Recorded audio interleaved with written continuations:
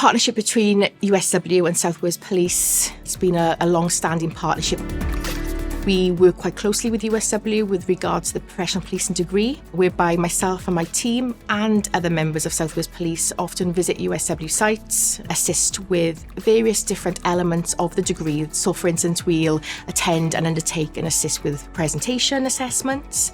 We'll also attend there in plain clothes and act as actors during your practical scenarios. We also offer a discovery day within South Wales Police, whereby we invite professional policing degree students from USW into our police learning centre at Tîr Morgannwg in police headquarters to undertake an open day experience whereby they have visits to our heritage centre within South Wales Police. They get to understand the history of South Wales Police. They also have inputs from various different specialist departments of the South Wales Police, so traffic units, maybe our major crime units, CID. Various different units will come in and give inputs and presentations. The students have the opportunity to meet our recruitment teams and our positive action teams, whereby then they get to ask questions regarding the application process, which can assist them then for that next recruitment date that might be coming up.